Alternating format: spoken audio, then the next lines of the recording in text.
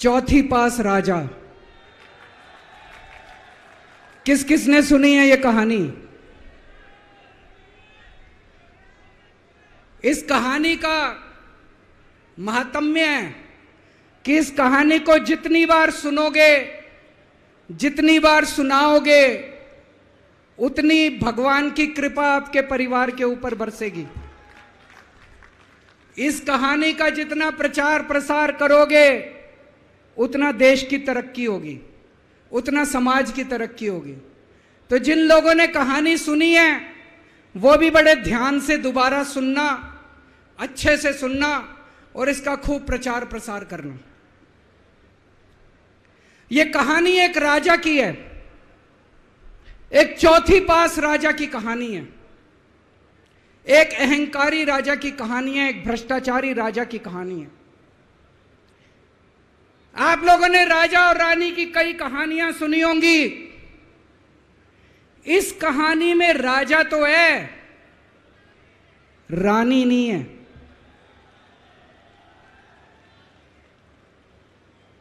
तो एक महान देश था, कई हजार साल पुराना देश। उस देश के एक गांव में एक बच्चा पैदा हुआ, बहुत गरीब घर में एक बच्चा पैदा हुआ। तो जैसे गांव के अंदर बच्चा पैदा होने पे ज्योतिषी आते हैं, ज्योतिषी आके बच्चे का भविष्य बताते हैं, ऐसे गांव का ज्योतिषी आया। उसने बच्चे की कुंडली देखी और बच्चे की मां को बोला कि माई, तेरा बेटा बड़ा होके बहुत बड़ा सम्राट बनेगा।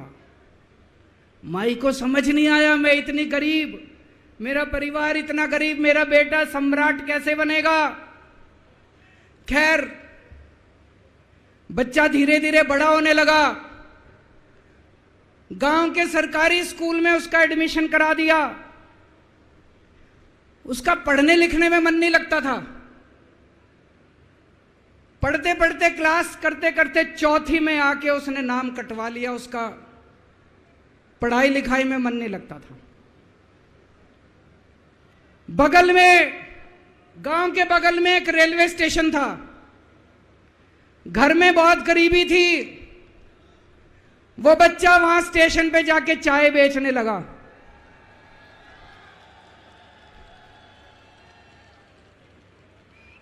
चाय बेच के अपना गुजारा करता था। वो भाषण बहुत अच्छा देता था, बचपन से ही बड़ा अच्छा भाषण देता था।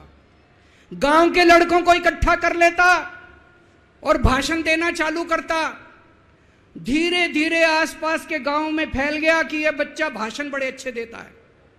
आसपास के लड़के भी इकट्ठे हो गए और जो मर्जी टॉपिक हो भाषण देना चालू कर देता था और रुकता ही नहीं था, घंटों घंटों तक भाषण देता रहता था। बच्चा बड़ा हुआ।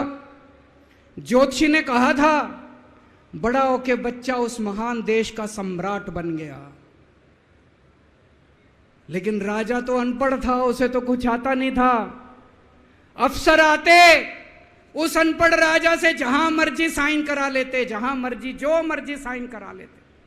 वो राजा अनपढ़ था, उसे लगता था मैं अगर अफसरों से पूछूंगा तो मेरी कमजोरी सबके सामने प्रकट हो जाएगी। अफसरों को लगेगा मेरे को कुछ आता नहीं है। अफसर जो मर्जी लेके आते थे वहां साइन कर देता था। वो धीरे धीरे पूरे देश के अंदर फैल गया कि राजा अनपढ़ है, राजा अनपढ़ है। राजा को बड़ा बुरा लगने लगा। तो राजा ने कहीं से एक फर्जी डिग्री का जुगाड़ कर लिया।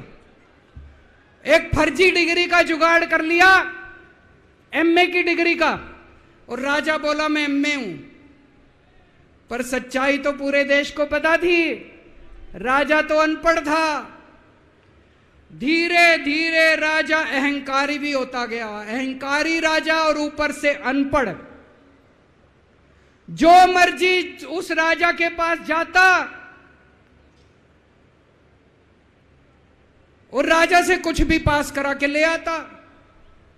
एक बार कुछ लोग गए, राजा को बोले जी नोटबंदी कर दो, नोटबंदी करने से भ्रष्टाचार खत्म हो जाएगा, आतंकवाद खत्म हो जाएगा। राजा को कुछ समझ नहीं आया, राजा की खूब चमची मारी उन्होंने नोट। राजा ने एक दिन शाम को टीवी पे आके 8 बजे नोटबंदी कर दी। पूरे देश का बेड़ा गर्क हो गया दोस्तों। लंबी लंबी बैंकों के सामने लाइनें लग गई, कई लोग मर गए, दुकानें बंद हो गई, रोजगार बंद हो गए, बड़ी बड़ी इंडस्ट्री बंद हो गई, पूरे देश का बेड़ा गर्क हो गया।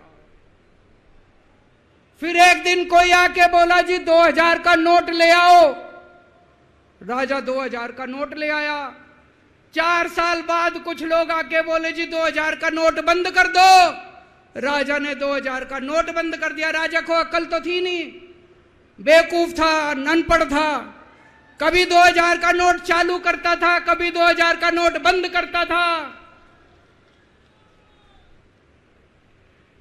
एक बार कुछ लोग आके बोले जी ये किसानों के कानून बना दो, इस कानून से किसानों का भला होगा। राजा ने कानून बना दिए। पूरे देश के किसान सड़कों पे उतर आए। 750 किसान मर गए आंदोलन में। और 1 साल के बाद राजा को वो तीनों कानून वापस लेने पड़े।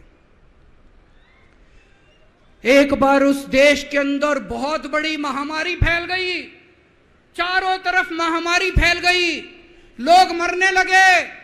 किसी ने आके बोला जी थाली बजवाओ तो देश ठीक हो जाएगा। तो राजा ने पूरे देश में थाली और चम्मच बजवा दिए। महामारी तो नहीं बची, महामारी तो फैली रही। किसी ने आके कहा जी डॉक्टरों की जरूरत पड़ेगी, दवाइयों की जरूरत पड़ेगी, इंजेक्शन की जरूरत पड़ेगी, तब महामारी रुकेगी। राजा अपने दोस्तों का बड़ा ख्याल रखता था। उसके दोस्त थे। एक दोस्त ने 10,000 करोड़ रुपए चोरी कर लिए। राजा ने उसको देश से भगा दिया। दूसरे दोस्त ने 20,000 करोड़ चोरी कर लिए। राजा ने उसको भी देश से भगा दिया। पर एक दोस्त ऐसा था जिससे राजा की ज्यादा ही दोस्ती थी। कौन था? उसको उन्होंने सारे एयरपोर्ट बेच दिए, सारे जहाज बेच दिए, सारे सी पोर्ट बेच दिए। उन्होंने आसमान बेच दिया, जमीन बेच दी राजा ने, खदाने बेच दी। उस दोस्त पे राजा मेहरबान था।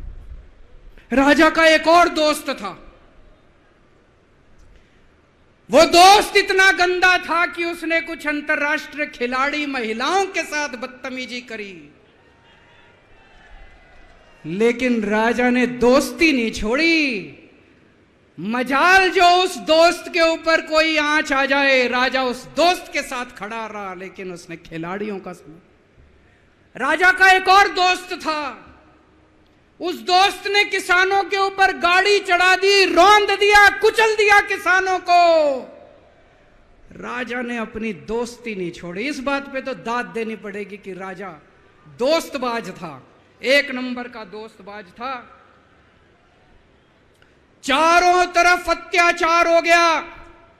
चारों तरफ देश के अंदर इनके अपने लोग जो थे वो बलात्कार करने लगे, गलत काम करने लगे, हाहाकार मच गया। जो राजा के खिलाफ बोलता, राजा उसको पकड़ के जेल में डाल देता। एक दिन एक पत्रकार ने कार्टून बना दिया राजा के खिलाफ, उस पत्रकार को उठा के जेल में डाल दिया। एक दिन एक किसी पत्रकार ने उनके खिलाफ कुछ लिख दिया, उसको पकड़ के जेल में डाल दिया। जो राजा के खिलाफ बोले उसका बेड़ा गर्क। कोई जज अगर उस राजा के खिलाफ ऑर्डर करता था, राजा उसको बख्शता नहीं था। चारों तरफ अत्याचार, महंगाई, बेरोजगारी। ऊपर आसमान में देवता ये सब देख रहे थे कि पृथ्वी के ऊपर कितना घनघोर अत्याचार हो रहा है। सारे देवता इकट्ठे हुए, देवताओं ने मीटिंग करी। सारे देवता मिलकर शिवजी महाराज जी के पास गए और कहा, महाराज कुछ करो, पृथ्वी के ऊपर अन्याय हो गया, अत्याचार हो गया, चारों तरफ बलात्कार, चारों तरफ हाहाकार मचा हुआ है, जनता परेशान हो रही है। पृथ्वी जी शिव जी महाराज जी ने अपनी तीसरी आंख खोली और दोस्तों यहां प्रचंड पृथ्वी के ऊपर अजीब अजीब घटनाएं घटने लगी। उज्जैन के अंदर महाकाल की 6 सप्तऋषियों की बड़ी बड़ी 10 फुटा भारी भारी मूर्तियां थी। एक दिन बारिश और तूफान आया और 6 की 6 मूर्तियां टूट गई। लोगों ने कहा बड़ा अपशकुन हो रहा है, बड़ा अपशकुन हो रहा है। एक दिन एक ट्रेन एक्सीडेंट हो गया, 250 से ज्यादा लोगों की मौत हो गई। लोगों ने कहा बड़ा अपशकुन हो रहा है। और एक दिन घनघोर बारिश आई, तूफान आया, ऊपर से आकाशवाणी हुई, सारे देश की जनता को भगवान ने कहा कि आप महान देश के लोग हो, क्या कर रहे हो, उठो, खड़े हो जाओ और इस अहंकारी राजा के खिलाफ सब लोग मिलकर आवाज उठाओ। भगवान आपके साथ है। और उसके बाद दोस्तों सोई हुई जनता जाग गई और 1 साल के अंदर उस अहंकारी राजा का राजपाट जनता ने उखाड़ के फेंक दिया। और उसके बाद वो महान देश दिन दूनी रात चौगुनी प्रगति करने लगा। ये कहानी बड़ी पवित्र कहानी है। इस कहानी को सुनने से और सुनाने से परिवार का, समाज का और देश का बहुत भला होता है। इसे ज्यादा से ज्यादा शेयर कीजिए, ज्यादा से ज्यादा लोगों तक पहुंचाइए ताकि ज्यादा से ज्यादा लोग इसे सुन सकें, इसे समझ सकें।